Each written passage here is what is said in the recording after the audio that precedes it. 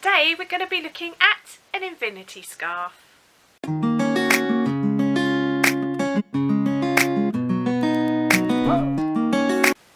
Hi everybody and welcome back to my channel Kazzalistic, and hi to my new subscribers, thank you very much for joining me.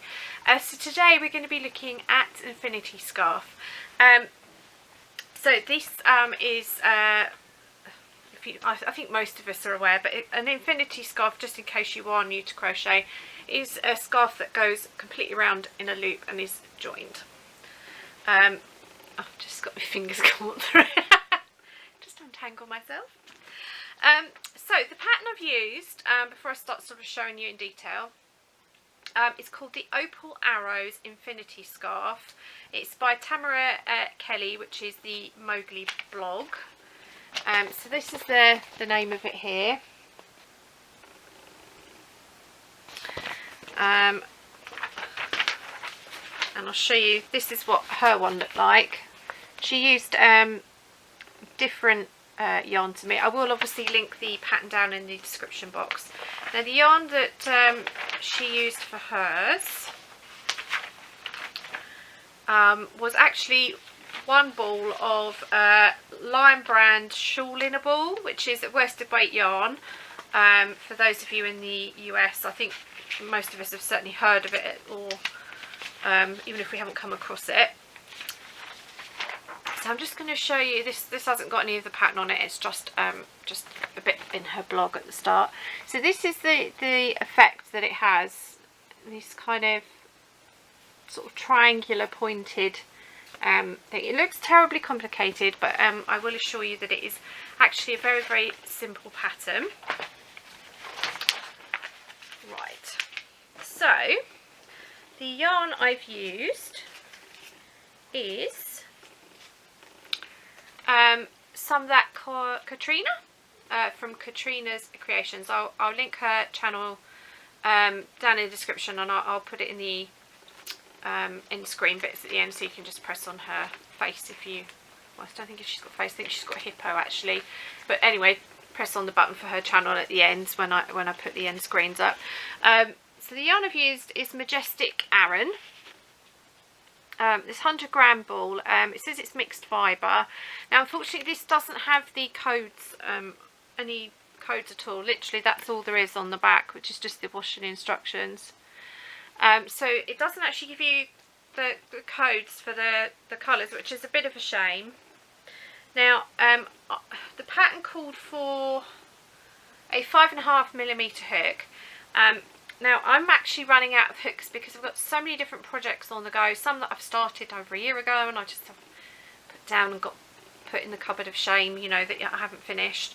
I had one, so I'm getting very low on crochet hooks, because I like the aluminium ones in particular.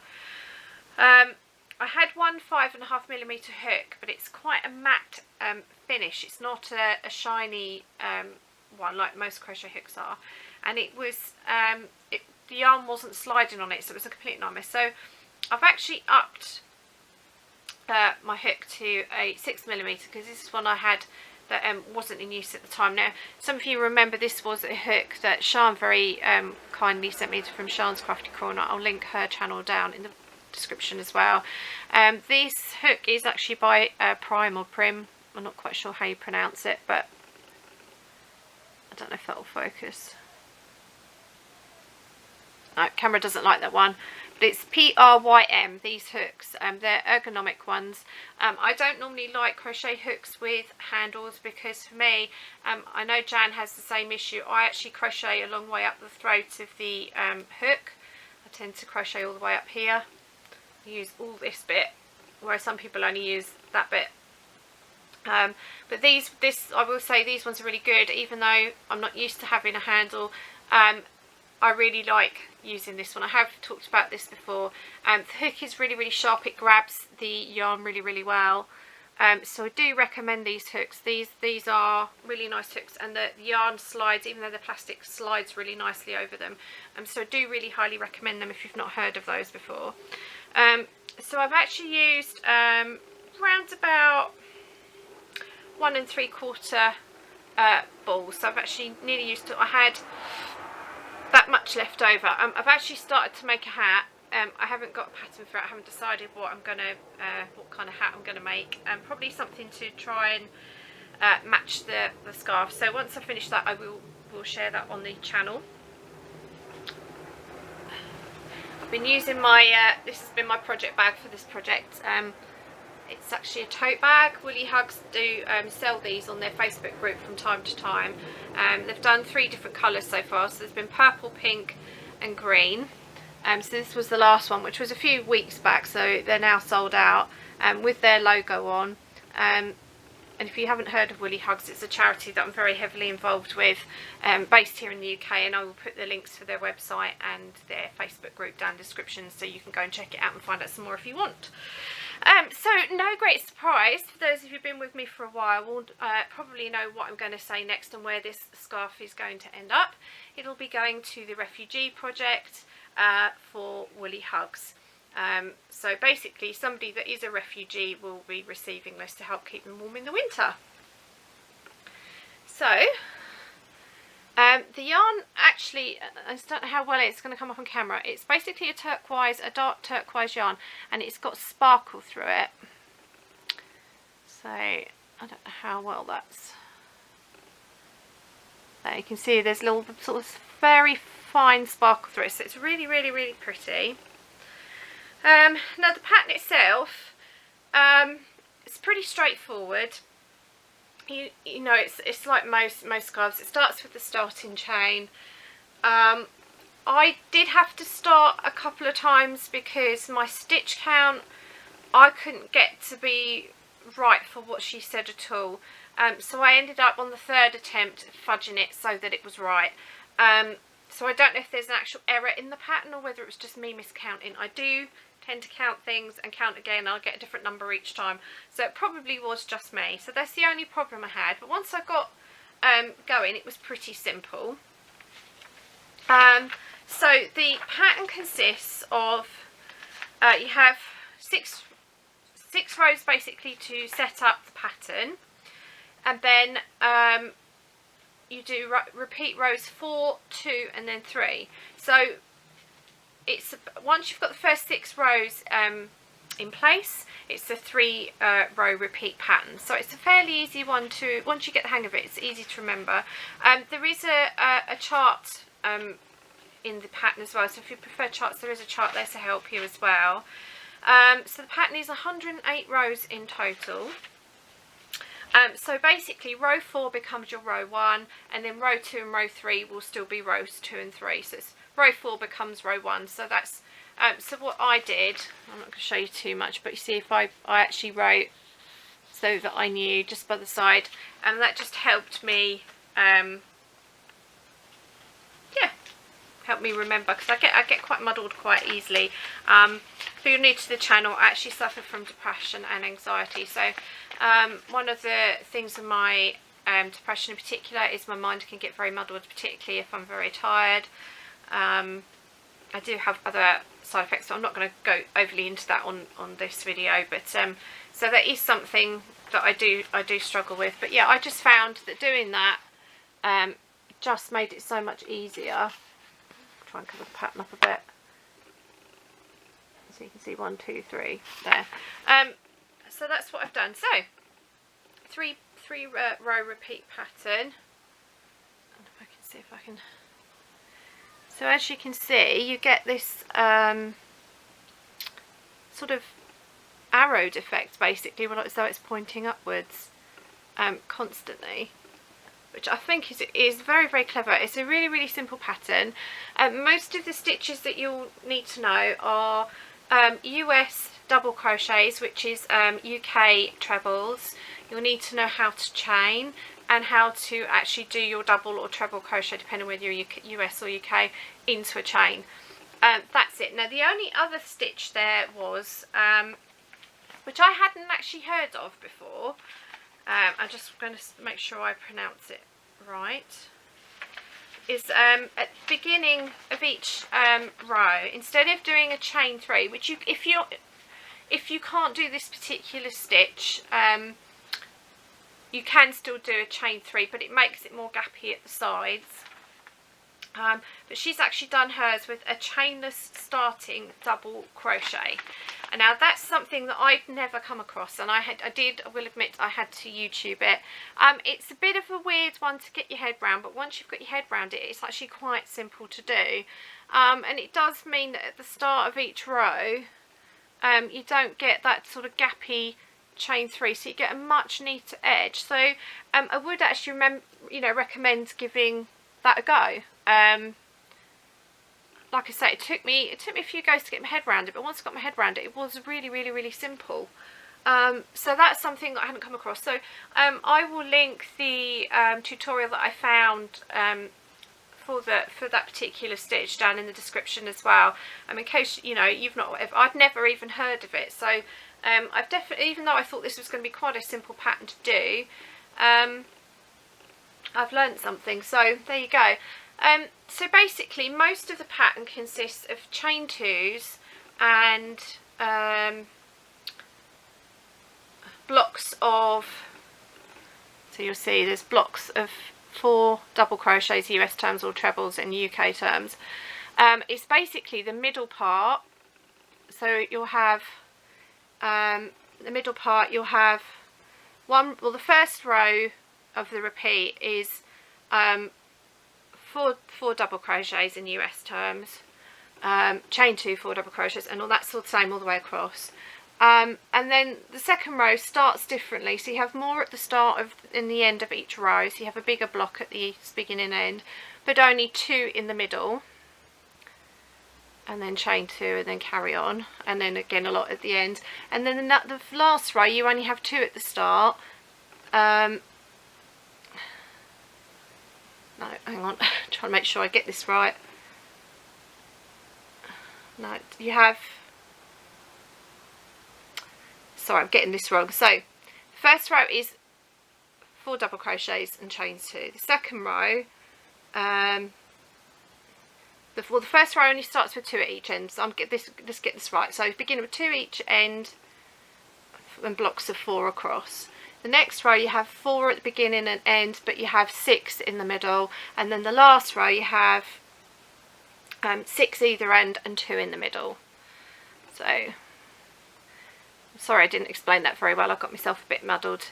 I'm actually finding it's extraordinary. It's not sunny here today in the UK, but it's very, very humid here, and the problem I have with humidity is it affects my medication, and one of the side effects of my medication is it makes me very, very dizzy. So I'm a little bit all over the place, so apology if things aren't in focus and stuff. That's more to do with my eyesight rather than the camera. But yeah, so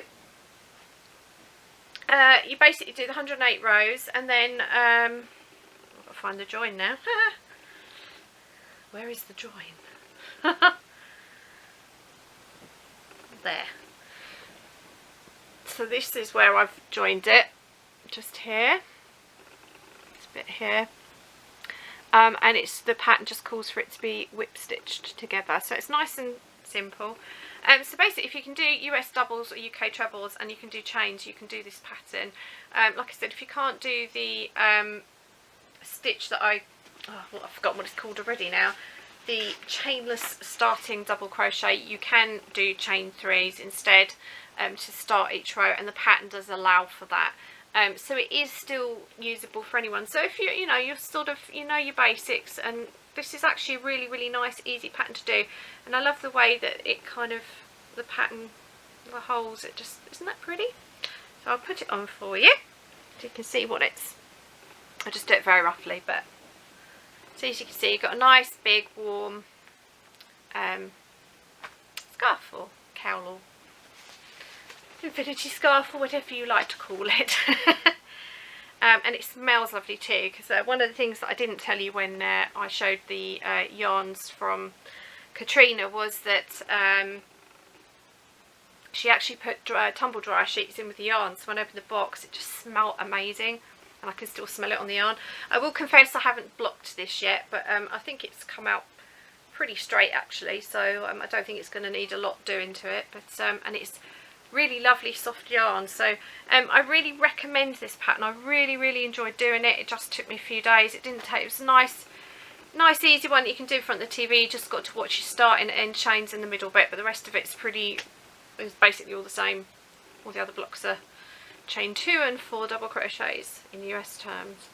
So that's that for today. Like I say, I will be making a hat if I've got enough yarn left over to. I'm probably going to see if I can do something similar just to make it match, but I'll show that on camera sort of as an add-on in one of the future videos. I've got 2 channels that I want to do, and I've left them over there, so just bear with me one sec. I'm normally a bit more organised than that, but like I say, I'm not feeling particularly wonderful today. So there's 2 relatively, well, one's a brand new channel. She's only put 1 vlog up so far. She's actually one of my subscribers. Been having a conversation on and off with her for a while, and she's been saying that she was going to start her own channel, so I've been encouraging her, and she finally took the plunge last week.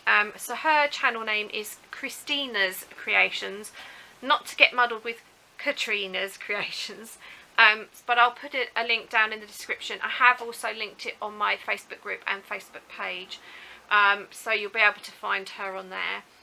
There's also another lady who is a subscriber, and I've watched a few of her videos now, and her name is Sonia Jones Crafts. She's only got 14 subscribers at the minute, so I would, you know, encourage you to go across and check her out as well. I know a lot of you like finding new channels, and I think from what I've seen of Sonia, Sonia does all sorts of different crafts. I think she does do a lot of crochet, and she's just made a beautiful princess blanket dress, so I do recommend going across seeing her. But they're both really lovely ladies, so I'm going to link those down in the descriptions as well. And don't forget to subscribe to Katrina's Creations, who obviously has donated this yarn, so thanks Katrina. As you can see, I've already started to use it. So that's it for the craft bit. Life update, there's not an awful lot to tell you really. Other than it's hot here today, quite dizzy. Yeah, I was a little bit unwell over the weekend. I had sort of an upset stomach. I wasn't sure if I had the start of food poisoning or whether it was something else, but my friend was okay, and we have the same meals, so I don't think it was that. So whether it was just a viral bug, I don't know, but I'm fine now. I'm just a little bit sort of tired. Yeah. So depending on what the weather's like the next couple of days, it may be Operation Shed, trying to get the shed finished, or if not, Operation Gardening at my mum's. It'll be one or two or both over the next week or so. Yeah, so I don't think I've got much else to tell you really. It's a bit boring, isn't it? Next video will be an amigurumi. I've been working on an elephant. I haven't actually finished it, but it's all made. I've just got some stitching to do. It would have been finished, but my craft light decided to blow. I've had it for 2 years and the bulb blew. I'm waiting on Amazon to deliver it today, but it hasn't come, so I'm hoping, because I'm really noticing, I don't know if anyone else in the UK is noticing, but the nights are really drawing in quite fast at the minute, and by sort of 7:45 in the evening it's quite dark and I can't see to actually work. So I'm hoping that my spare bulb is going to arrive today or tomorrow, so that I can crack on, and because I've been getting eye strain and it's been making me quite tired, and it's not good for my eyesight anyway. So hopefully I should have it all sewn up by the weekend, so that'll be the next thing, and after that I don't know. I'm sort of scrambling to do things, as well as sort of physically doing stuff at my mum's, and you know, trying to get all the summer jobs finished because winter's fast approaching, isn't it? So so I am juggling a little bit, so just bear with me, but I should, hopefully, if all goes to plan, I should be showing you an amigurumi at the weekend using some yarn that Sian sent me. So Sian, if you're watching, keep an eye out for that at the weekend. So that's it. So I hope you're all well where you are, and hope you're not getting medication side effects wherever you are in the world. And I hope the weather's being a bit kinder to you. I don't cope with humidity. I don't know how those of you in America and Australia and sort of humid places. I really don't know how you do it full time. But we don't have a lot of air conditioning apart from shops in the UK, so we sort of tend to suffer more when we do get it. Yeah, so I hope wherever you are that life is going smoothly for you, and that you're well, and that you're doing some lovely, beautiful projects. Thank you for those of you that have shared what you're making on my Facebook group. It's really lovely to see, so I would encourage you all to go and join the Facebook group, and yeah, you will get to know each other, you know, as a little community, and it's really, really lovely because I can interact with you there. I'm very much a Facebook bunny. I do spend a lot of time on Facebook, probably too much time on Facebook, but that is my main place to go, social media. I tend to forget about Instagram and the others. I am on them, but I'm terrible. I do forget to post on those, so I'm sorry if you're more into those, but we all have our favourite things, don't we? So that's it. So until next time, remember to stay well, happy crafting, and until next time, remember to stay true to yourself. Bye.